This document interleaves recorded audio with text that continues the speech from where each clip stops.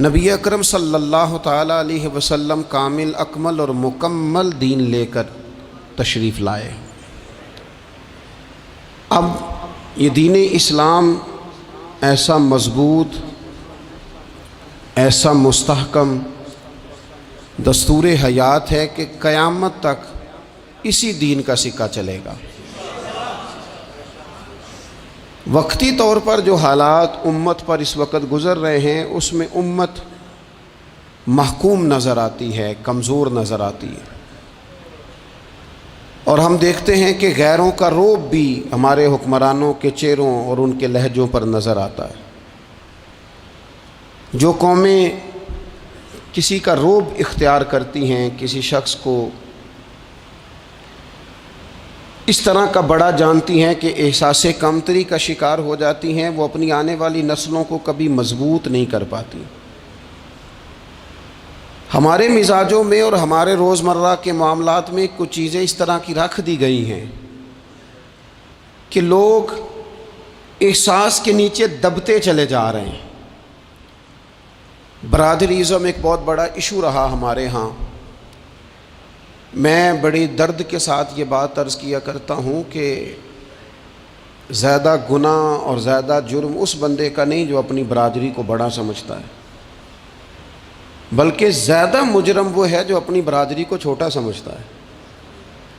اس نے کیوں اپنے اندر احساس کمزوری پیدا کیا؟ اس کو کیوں ضرورت پیش آئی یہ کہنے کی کہ میں کسی کمزور قبیلے سے تعلق رکھتا ہوں؟ اسے کھل کے کہنا چاہیے تھا کہ میں بھی جناب آدم کا بیٹا ہوں۔ اسے کھل کے کہنا چاہیے تھا کہ میں بھی رسول رحمت کا غلام ہوں، میں بھی اللہ کا بندہ ہوں۔ کھل کر بات کرنی چاہیے۔ احساس کے نیچے دب جانا، پریشان۔ پھر اسی طرح کا معاملہ امیری غریبی کا ہے۔ غربا کیوں یہ سمجھ بیٹھتے ہیں کہ جس کے پاس پیسے زیادہ ہیں شاید فضل بھی زیادہ اسی کے پاس ہے؟ کیوں اس احساس سے باہر نہیں آتے؟ اگر دولت بہت اعلیٰ ہوتی نا اور بڑی ہی قیمتی ہوتی تو سب سے زیادہ سیدہ فاطمہ زہرا کے گھر میں ہوتی، سب سے زیادہ تجوریاں سیدہ عائشہ صدیقہ کے پاس ہوتی، لیکن یہ زیادہ قیمتی نہیں تھی، اس لیے دروازہ رسول پہ بھی نہیں تھی۔ تو اسی طرح کا معاملہ کچھ لوگوں کا ہے۔ میں نے اپنی زندگی میں یہ دیکھا ہے کہ مذہبی ماحول سے وابستہ لوگ کئی دفعہ بڑے پریشان ہو جاتے ہیں کہ میں تو مولوی صاحب ہوں، اور محلے کا مولوی بنا کے جب کسی کو رکھا جاتا ہے تو بیچارہ ویسے بھی پریشان ہو جاتا ہے۔ اس کی ذمہ داری ہوتی ہے کہ تو نے وقت پہ جنازہ پڑھانا ہے، ٹائم پہ کول پہ آ جانا، 10ویں پہ وقت پہ پہنچنا، غیر حاضر نہ ہونا۔ کچھ جگہوں پہ یہ بھی رواج ہے کہ جناب آپ کو 7 دن اور 10 دن مسلسل بیٹھنا ہے اور پڑھائی کرنی ہے۔ وہ آہستہ آہستہ آہستہ آہستہ بچے احساس کا شکار، یعنی قرآن شریف پڑھنے والے بچے اور کتاب و سنت کی تعلیم حاصل کرنے والے بچے، لیکن انہیں یہ کہا جاتا ہے کہ چلو فلانی جگہ قرآن پاک پڑھنے چلتے، قرآن پڑھنے جا رہے ہیں۔ قرآن انقلاب کی کتاب ہے، قرآن بندے کو عروج دیتا ہے، لیکن ان بچوں کی ذہنی ساخت یہ بنائی جا رہی ہے کہ چلو قرآن پاک پڑھنے چلتے ہیں، وہاں بریانی ملے گی کھانے کو، گوشت ملے گا کھانے کو۔ شکایت ہے مجھے یا رب خدا بندان مکتب سے، سبق شاہی ہے بچوں کو دے رہے ہیں خاک بازی کا۔ اتنی چھوٹی جب آپ کسی کی سوچ بنا دیتے ہیں تو پھر وہ آپ کہیں کہ وہ انقلاب برپا کرے، وہ کوئی بڑا کارنامہ سر انجام دے، یہ ہوتا نہیں، ممکن نہیں ہوتا۔ جب آپ آہستہ آہستہ کر کے احساس کمزوری کے نیچے دبتے چلے جاتے ہیں، دبتے، حالات خراب ہو جاتے ہیں۔ ہمارے بزرگ ہمیں کہا کرتے تھے کہ مولوی ہونا کوئی تانا ہے، اور ہم نے حالات بدلتے دیکھے۔ ایک ٹائم ایسا تھا کہ مولوی ہونا لوگ تانا سمجھتے تھے، ہمیں بھی کہا چلو مولوی صاحب ادھر آئیں۔ آپ کو دیانتداری سے کہتا ہوں ہم نے وہ دور بھی انجوائے کر کے گزارا ہے۔ جے کسی ایک باری مولوی آکھے تو انہوں آکھے یار کوئی پریشانی والی گل ہے، شکر ہے اسی مولوی ہیں، یہ کوئی پریشانی ہے؟ آپ کیوں پریشان ہو گئے؟ مولوی کسی تانے مینے کا نام ہے۔ اور پھر وہ جو کل تک کہہ رہا تھا نا کہ اوہو تسی تو مولوی بن گئے ہو، پھر ہم نے وہ دور بھی دیکھا، اس نے کہا یار 2 منٹ کھڑا ہو تیرے ساتھ تصویر بنانی ہے۔ وہ دور بھی دیکھا، یہ دور بھی دیکھا. تھوڑا سا نا اپنی زندگی کے اندر خودداری، عزت نفس، وقار. اسلام عروج دیتا ہے بندے کو. مسلمان تیزی سے دبتے چلے جاتے ہیں. ملک شام کا بندہ آ گیا حضرت عمر کو ملنے. اس نے آتے ہی پوچھا تمہارے بادشاہ کا محل کہاں؟ انہوں نے کہا جی ہمارے بادشاہ کا محل نہیں ہوتا. ہمارے ہاں لوگوں نے سمجھ لیا نا کہ روب شاید کپڑوں کا ہوتا ہے، روب شاید گاڑیوں کا ہوتا ہے، بنگلوں کا ہوتا ہے، بہت بڑی کوٹھی کا روب ہوتا ہے. اور نہیں بھائی، روب تو بندے کے کردار کا ہوتا ہے، اس کے افکار کا روب ہوتا ہے. روب اس کے اونچے خیالات کا ہوتا ہے. کہاں ہے آپ کے بادشاہ کا محل؟ تو نے کہا محل شہل تو کوئی نہیں، مسجد میں ہوں گے امیر المومنین. بندہ کہتا ہے میں سوچ میں پڑ گیا کہ جس کے نام سے میرا بادشاہ کانپتا ہے وہ مسجد میں ہوگا. گن مین ہی کوئی نہیں، ہٹو بچو ہی کوئی نہیں، ادھر ادھر ہی کوئی نہیں، پہرے دار ہی کوئی نہیں. مسجد میں جا کے پوچھا جناب عمر، کہنے لگے ادھر ہی تھے. کدھر ہیں بھئی حضرت؟ وہ کدھر ہیں بھئی؟ ادھر ہی تھے. کہنے لگا میں حیران ہو گیا کہ یہ بادشاہ کی بات ہو رہی ہے. ایک صاحب کہنے لگے وہ کھجوروں کے باغ کی طرف جا رہے تھے. کہتے میں کھجوروں کے باغ میں گیا تو ایک بندے سے پوچھا امیر المومنین. کہنے لگا وہ سامنے کی طرف جا رہے تھے. ادھر گیا. ایک بندے سے پوچھا کہاں ہے وہ شخص اس کی 24 لاکھ مربع میل پہ حکومت ہے؟ کہاں ہے وہ شخص جو مدینے میں بیٹھ کے نعرہ لگاتا ہے تو کیسر و کسرا کانپ جاتے ہیں؟ وہ بندہ کدھر ہے کہ جس کی بات جگہ جگہ ہوتی ہے، جس کا تذکرہ سنا ہے کہ اسے دیکھ کے شیطان بھی رستے بدل جاتا ہے؟ انہوں نے کہا وہ دیکھ رہے ہو کھجور کے درخت کے نیچے کنویں کے ساتھ مٹی کا ڈھیلا تکیے کی جگہ رکھ کے وہ جو تامت باندھے کرتا پہنے سویا ہے وہی تو فاروق اعظم ہے. وہ شخص کہتا ہے عمر سوئے تھے. شیر سویا بھی ہو تو اس کا روب ہوتا ہے. شیر جو ہوتا ہے، شیر کبھی سو بھی جائے نا تو لوگ پھر بھی خوف کھاتے ہیں اور اس کے جاگنے کا خوف کھاتے ہیں کہ یہ کہیں جاگ نہ جائے. شیر جو ہوا، کہتے ہیں حضرت عمر سوئے تھے پر میں قریب گیا تو میرے وجود پہ روب طاری ہو گیا، روب. اور میری زبان سے بے ساختہ یہ جملے نکلے کہ عمر تو انصاف کر کے سویا ہے نا، تو مٹی کے ڈھیلے پہ بھی تجھے سکون کی نیند ہے. خودداری، وقار، عزت، یہ احساس کمتری سے باہر نکلیں. ہم نے اپنے بچوں کو مسل ڈالا ہے وہ تسی ماڑے دے بچے ہو، تسی تو نہیں نہ آگے جا سکتے، وہ اسی غریب لوگ ہیں بیٹے تو فلانے کے ساتھ نہ جایا. ہم نے اپنے بچوں کی خواہشات تباہ کر دی، کمزور کر کے رکھ دیا. انہیں بار بار سکھایا ہم نے. خوددار تھا وہ باپ جس کی تھوڑی سی آمدن تھی پر وہ گرمیوں میں اپنے پتر سے کہتا تھا پتر بڑھولے میں دانے ڈال دیے ہیں، تمہاری ماں نے مرتبان میں اچار ڈال دیا ہے، لو اب ساری گرمیاں پرواہ کوئی نہیں. وہ خوددار لوگ تھے. لیکن آج یہ دین غالب ہونے کے لیے آیا ہے. مسلمان نے غالب ہونا ہے. یہ تھوڑا اپنی ذات سے اٹھ کر جب سوچے گا نا، بڑی بات کرے گا، بڑی سوچ پیدا کرے گا، بڑا اس کا مزاج ہوگا، کھلا اس کا دل ہوگا، تو پھر نا یہ ذرا سر اٹھا کے جیے گا. قرآن مجید کی جو آیہ کریمہ میں نے تلاوت کی، اللہ کریم نے فرمایا هو الذی ارسل رسولہ بالہدی ودین الحق. فرمایا وہ قادر مطلق ہے جس نے اپنے رسول کو ہدایت اور حق دے کے بھیجا ہے. دو چیزیں دے کے بھیجا ہے، ہدایت اور حق. کتاب ہدایت اور حق حضور لے کے آئے. کس لیے بھیجا ہے؟ کہ نیرا تسبیح پڑھیں اور سو جائیں، نیرا جناب عبادت کریں اور آرام کریں، نیرا جناب تلاوت کریں اور آرام کریں؟ نہ. هو الذی ارسل رسولہ بالہدی ودین الحق.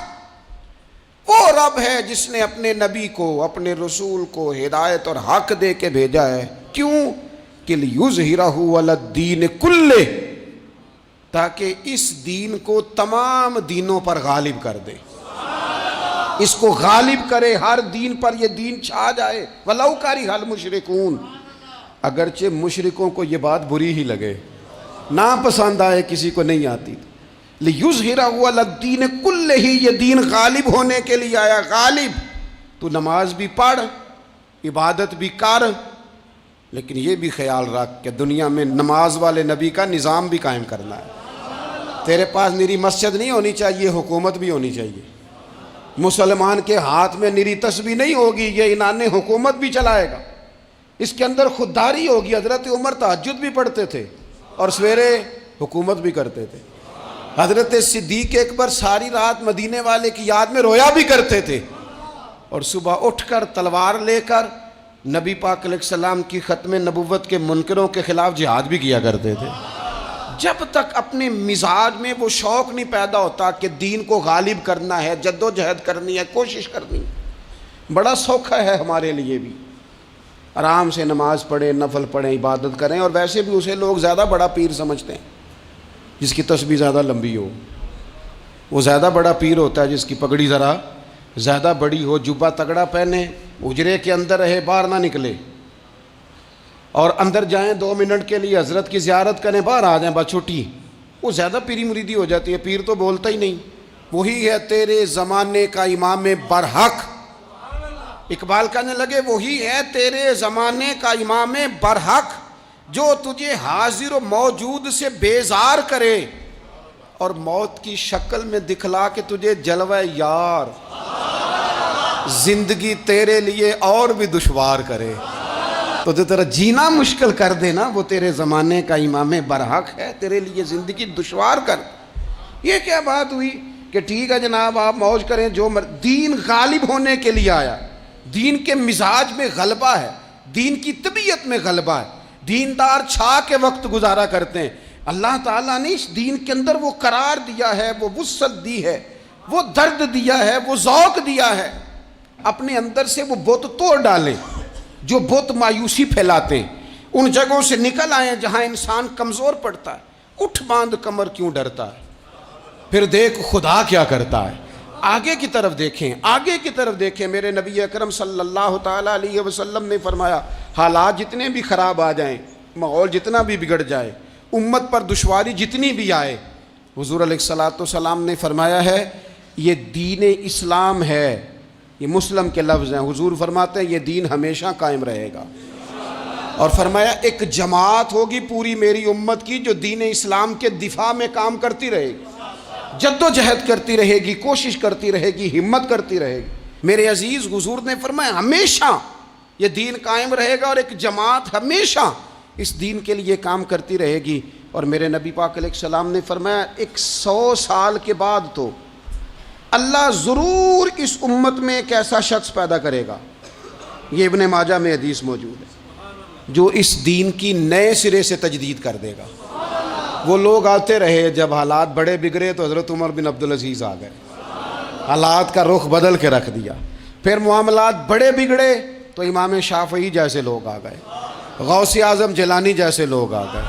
حالات بڑے بگڑے تو شیخ عبدالحق محدث دہلوی جیسے لوگ آ گئے. ہندوستان میں جب ماحول بڑا کٹھن ہوا تو اعلیٰ حضرت فاضل بریلوی جیسے لوگ آ گئے. ہر صدی کے سرے پر اللہ تعالیٰ ایک مجدد بھیجے گا. حضور کا وہ غلام دین کو نئے سرے سے تازہ کرے. دین کے چمن میں ہمیشہ بہار رہے گی، ہمیشہ نورانیت رہے گی، ہمیشہ نور اعلیٰ نور رہے گا. یہ کام صرف کرنے کا کام کیا ہے؟ یہ دین تو پھلے گا پھولے گا. جو آگے بڑھ کے خدمت میں حصہ ڈال لے گا نا، وہ اپنا نفع کرے گا.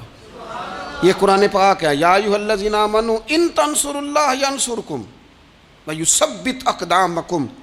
اللہ فرماتے ہیں لوگو اگر تم اللہ کے دین کی مدد کرو گے نا تو اللہ تمہاری مدد کرے گا.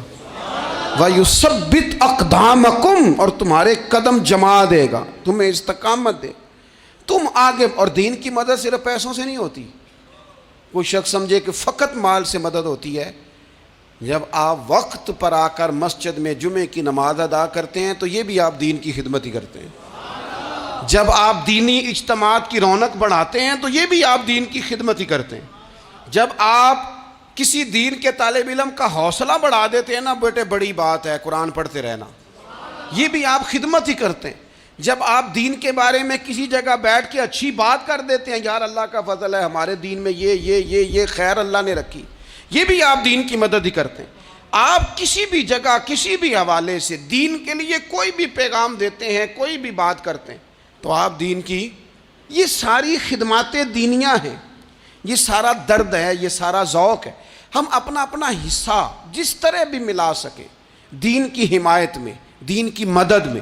جہاں کوئی ایسی بات ہو رہی ہو وہاں ہم دفاع کے لیے کھڑے ہو جائیں.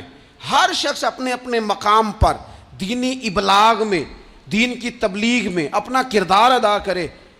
ایک جملہ کوئی بول دے نا رسول پاک کے دین کی مدد میں, ایک جملہ, یعنی کسی کو صرف اتنا کہہ دینا کہ یار تو اپنے بیٹے کو, تیرے 5 بیٹے ہیں, ایک کو قرآن مجید کا عالم ہی بنا دے. تو کہہ کے چلا گیا اور تو تیری وجہ تجھے خبر بھی نہیں کہ شاید اس نے تیری وجہ سے اسے داخل کرایا ہے, لیکن وہ اگر آ گیا پڑھ گیا تو دیکھ تجھے اجر اللہ کتنا عطا فرمائے. آدھا جملہ بول کے دین کے معاملے میں معاون بنے, کوئی خیر کا لفظ بول کے معاون بنے. ہم نہ ہمت نہیں کرتے, ہم کہتے ہیں وہ فلانا کرے گا, بڑا آدمی کرے گا, مولانا کریں گے, پیر صاحب کریں گے.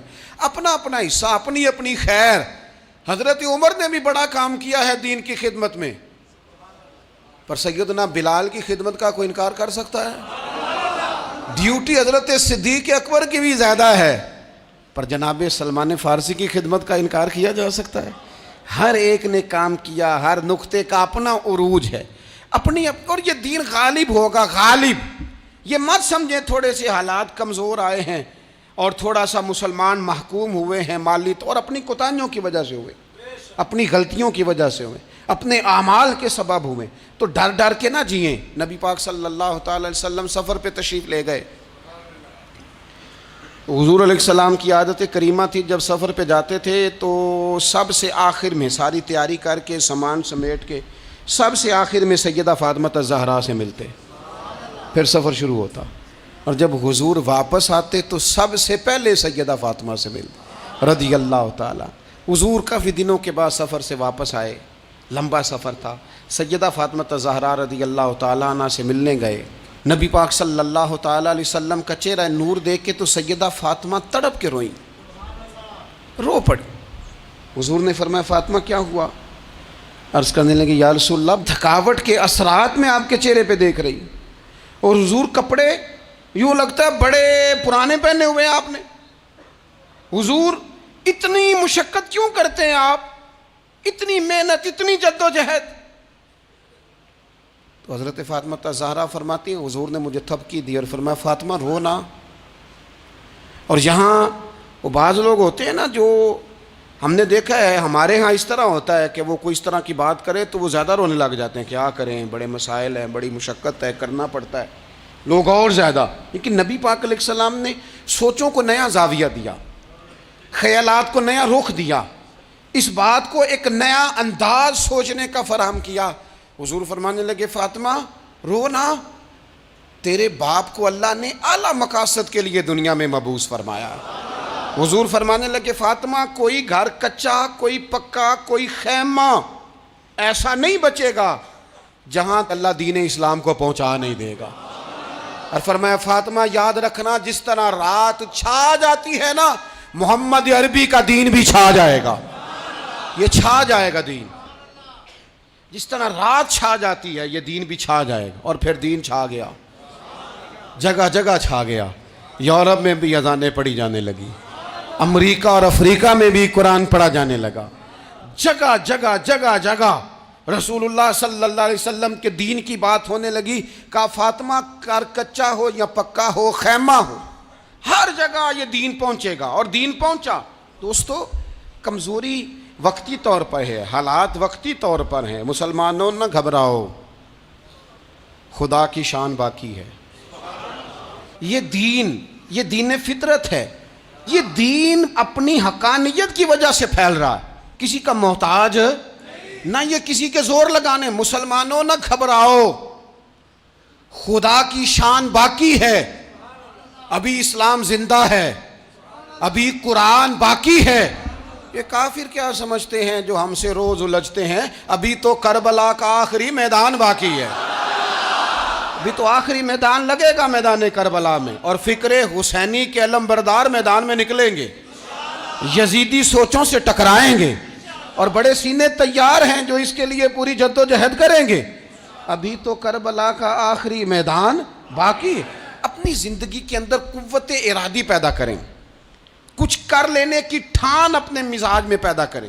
کمزوری آ جاتی. عدی بن حاتم جو تھے نا, یہ حاتم تائی کے بیٹے تھے, بادشاہ کا بیٹا تھا, زمانہ بڑا دیکھا تھا, بڑے بڑے وزیروں مشیروں, ساری زندگی اعلیٰ سطحی وفود سے ملاقات ہوئی. عدی حضور کی بارگاہ میں آئے, مسند امام احمد بن حنبل میں موجود. تو اسلام پر ابھی غربت کا دور تھا, چند لوگ مسلمان ہوئے تھے. نبی پاک علیہ السلام نے فرمایا عدی کلمہ پڑھ لو. تو عدی کہنے لگے میں تو پہلے ہی ایک دین کا ماننے والا ہوں. حضور فرمانے لگے جس دین کے تم ماننے والے ہو اس دین کو میں تم سے زیادہ جانتا ہوں. حضور فرمانے لگے جس دین کے تم ماننے والے ہو اس میں کیا یہ لکھا ہے کہ مال غنیمت کا چوتھا حصہ کھا جاؤ؟ کہنے لگے نہیں. تو فرمایا کھا کیوں جاتے ہو؟ عدی کہتے ہیں چونکہ یہ ہمارے اندر کی بات تھی بادشاہوں کی, تو میں نے فوراً سر تسلیم خم کر دیا, میں نے فوراً سر جھکا دیا. میں نے کہا آپ بات ٹھیک کر رہے ہیں. حضور فرمانے لگے اب اگلی بات بھی کروں یا رسول اللہ فرمائیے. فرمایا پتہ ہے تم دین کیوں نہیں قبول کر رہے؟ یہ بھی مجھے پتہ ہے. یا رسول اللہ کیوں؟ فرمایا تم دیکھتے ہو کہ دین کے ماننے والے غریب غریب لوگ ہیں, تم دیکھتے ہو کہ ابھی یہ کمزور ہیں, تم دیکھتے ہو کہ مکے والوں نے مدینہ طیبہ سے پریشان کر کے مسلمانوں کو نکال دیا ہے. یہ غریبی دیکھ کر, بظاہر اسلام کی کمزوری دیکھ کر تم کلمہ نہیں پڑھ رہے؟ حضور فرمانے لگے عدی مقام حرا کا نام سنا ہے؟ بڑی دور تھا علاقہ وہ, مقام حرا کا نام سنا ہے؟ عدی کہنے لگے حضور سنا ہے پر وہ جگہ دیکھی نہیں. محبوب فرمانے لگے سن, میں وہ وقت لے کے آؤں گا, میرا دین اس طرح نافذ ہوگا کہ ایک عورت مقام حرا سے اونٹنی پہ اکیلی بیٹھے گی اور اکیلی آئے گی اور آ کے بیت اللہ کا طواف کرے گی, سوائے اسے اللہ کے کسی کا خوف نہیں ہوگا, رب کے علاوہ کسی سے نہیں ڈرے گی. یہ دور آئے گا. تو دیکھ رہا ہے کہ صرف مکے پہ حکومت نہیں, دنیا پہ مسلمان چھا جائیں گے. اور حضور فرمانے لگے کسرا کا نام سنا ہے؟ کہا حضور وہ تو بظاہر اس وقت بڑا تگڑا بادشاہ ہے. فرمایا اس کے علاقے بھی فتح ہوں گے, وہ خزانے مسلمانوں کے پاس آئیں گے. اور فرمایا تو تیسری بات نبی پاک نے بیان کی, فرمایا تو یہ دیکھ رہا ہے کہ مسلمانوں میں غربت ہے؟ فرمایا عدی ایک وقت آئے گا لوگ دینے کے لیے نکلیں گے پر انہیں لینے والا کوئی نہیں ملے گا. ایک وقت آئے گا لوگ دینے نکلیں گے, لینے کوئی نہیں آئے گا. عدی کہتے ہیں کہ میں رسول کریم کا کلمہ پڑھ کے مسلمان ہو گیا. اب پھر زیادہ دور نہیں گزرا, عدی رویا کرتے تھے. حاتم تائی کے بیٹے عدی رویا کرتے تھے اور رو کے بتایا کرتے تھے لوگوں وہ جو حضور نے فرمایا تھا نا بی بی حرا سے چلے گی اور طواف کرے گی, وہ بی بی میں نے اپنی آنکھوں سے آتی دیکھی. میں نے اس تنہا عورت کو حضور سید عالم کی پیشن گوئی کے مطابق بیت اللہ کا طواف کرتے دیکھا, اسے سوائے اللہ کے کسی کا ڈر نہیں تھا. اور عدی کہنے لگے وہ جو حضور نے فرمایا تھا نا کہ کسرا کے خزانے فتح ہوں گے, فرمایا وہ جب فتح ہو رہی تھی تو میں خود اس جنگ میں شریک تھا, مجھے اللہ نے موقع دیا, میں مجاہدوں میں شامل تھا. اور فرمانے لگے تیسری پیشن گوئی رہ گئی ہے, مجھے امید ہے وہ بھی پوری ہوگی. حضرت عمر بن عبدالعزیز کے زمانے میں آ کے وہ دور بھی آیا کہ لوگ زکوٰۃ دینے نکلتے تھے, لینے والا کوئی نہیں ملتا تھا. لوگ کسی کو غریب سمجھ کے صدقہ دینے لگتے تھے, وہ کہتا تھا بھائی لے جا, میں تو رات خود دے کے آیا ہوں. لوگ دینے نکلتے تھے, لینے والا کوئی نہیں. اسلام کی فطرت میں قدرت نے لچک دی ہے, اتنا ہی یہ ابھرے گا جتنا کہ دبا دو گے. یہ مولویوں کی وجہ سے, پیروں کی وجہ سے, سیاست دانوں کی وجہ سے نہیں چھائے گا. یہ کیوں چھائے گا کہ ارسل رسولہ بالہدی ودین الحق, یہ اس لیے چھائے گا کہ اللہ نے بھیجا ہی حق کے ساتھ ہے, یہ آیا حق کے ساتھ ہے, لہذا چھا جائے. حق ہمیشہ چھا جایا کرتا ہے. اور وَقُلْ جَاءَ الْحَقُّ وَزَهَقَ الْبَاطِلُ إِنَّ الْبَاطِلَ كَانَ زَهُوقًا. جب حق آتا ہے تو باطل خود بخود چھپ جاتا ہے, اور باطل ہوتا بھی مٹ جانے کے لیے. بس نا یہ دین چھا. حضرت خباب بن الارت رضی اللہ تعالیٰ عنہ فرماتے ہیں ہمیں بڑی تکلیف دی کفار مکہ نے, قریش نے بڑا ستایا. نبی پاک علیہ السلام خانہ کعبہ کے ساتھ ایک چادر لے کے آرام فرما رہے تھے، ہم حضور کی بارگاہ میں گئے، یا رسول اللہ دعا کریں یہ تباہ ہو جائیں، تنگ بڑا کرتے ہیں، حضور آپ دعا کریں اللہ کی بارگاہ میں۔ تو حضور اٹھ کے بیٹھ گئے، فرمایا جلدی نہ کرو، تم سے پہلے ایسے لوگ گزرے ہیں جن کو گڑوں کے اوپر رکھ کے نا تو آروں سے کاٹ دیا جاتا تھا، وہ 2 ٹکڑے ہو جاتے تھے۔ فرمایا جلدی نہ کرو، تم سے پہلے ایسے لوگ گزرے ہیں کہ لوہے کی کنگھیوں سے ان کا گوشت نوچ دیا جاتا تھا، ہڈیاں تک زخمی ہو جاتی تھی، سی نہیں کرتے، زخم پہ زخم کھا کے جی، خون جگر کے گھونٹ پی، آہ نہ کر لبوں کو سی، یہ عشق ہے کو دل لگی نہیں۔ کہا خبیب تھوڑا صبر کرو، اور پھر حضور فرمانے لگے خبیب یہ بات یاد رکھنا، جو دین میں لے کے آیا ہوں یہ غالب ہو کے رہے گا، یہ غالب ہوگا، غالب۔ وہ ابو سفیان جو میدان احد میں کہتے تھے فلاں بھی ہم نے مار دیا، فلاں بھی مار دیا،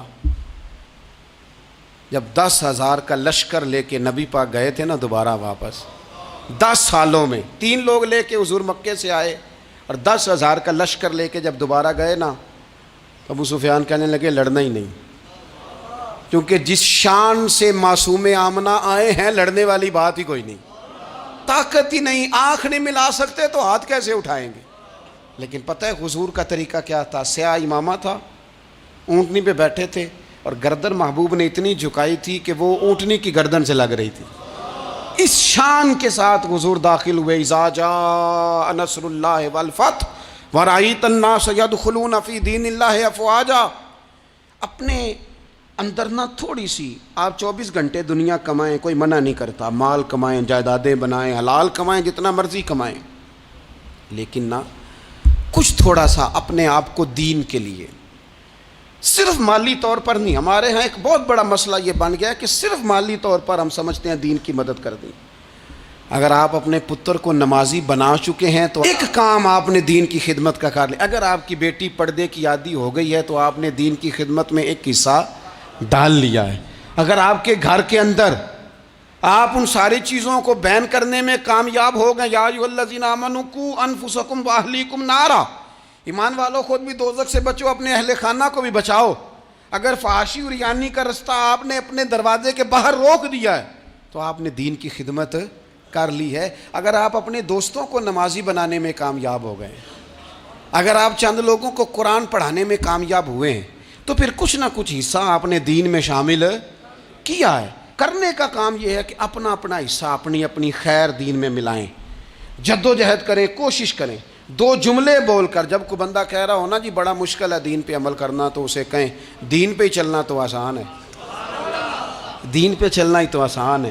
جب بڑی دین مخالف باتیں ہو رہی ہوں تو وہاں ساری برادری کٹھی بیٹھی ہے نا، بچے کے دن رکھے جا رہے ہیں، تو میں دین کی خدمت بتا رہا ہوں کیا کیا کرنی ہے۔ بیٹی بیٹے کے دن طے ہو رہے ہیں تو کوئی کہتا ہے کہ ماموں کو منا لو ناراض ہے، چچا کو منا لو ناراض ہے۔ یہ میں اپنا درد دل آپ کے سامنے رکھ رہا ہوں۔ دین کی خدمت یہ ہے کہ ایک بندہ بیچ میں سے بولے، وہ کہے او شادی میں کوئی غیر شرعی کام نہ کرنا، سب کو منا رہے ہو تو کہیں رب رسول کو ناراض نہ کر لینا۔ یہ تیری دین کے لیے خدمت ہو جائے گی، یہ تیری دین کے لیے خدمت ہو جائے گی۔ وہ جس شخص نے جاتے جاتے رستے میں کہا تھا نا حضرت عبداللہ مزنی کو کہ میں ایک مدینے میں چاند چڑھا دیکھ کے آیا ہوں کہ جس کے قریب سے جو گزرتا ہے اسے بھی نور ملتا ہے، تو اس کی ایک بات گھر کر گئی، جناب عبداللہ مزنی مدینے والے کے عاشق ہو گئے۔ آپ کہہ دیں بات پھیل جائے گی، اللہ اسے پھیلا دے گا۔ اپنے مقام پر بیٹھ کر اپنے میں فیکٹری کے مالک سے کہا کرتا ہوں کہ تو نہ مسجد ضرور بنا چھوٹی سی، دفتر والوں سے کہا کرتا ہوں کہ یہاں نہ نماز باجماعت کا بندوبست ضرور کراؤ۔ میں کہتا ہوں یہ سارے دین کے کام ہیں۔ آپ اپنے حلقہ اثر میں کہیں یہاں نماز باجماعت ہوگی، یہاں سویرے آتے ہی پہلے تلاوت ہوگی، یہاں پہلے قصیدہ بردہ شریف، آپ کوئی خیر کے کام میں اپنا حصہ ڈالتے رہیں، انشاءاللہ یہیں سے چنگاریاں بنیں گی، یہیں سے انقلاب برپا ہوگا۔ اور امام جعفر صادق کے قول پر اپنی بات سمیٹوں گا۔ کسی نے کہا تھا میں دین کی تبلیغ کرنا چاہتا ہوں، تو فرمانے لگے سوکھا حال ہے، تو دین پہ عمل کرنا شروع کر دے، دین کی تبلیغ ہونی شروع ہو گئی، عمل کر۔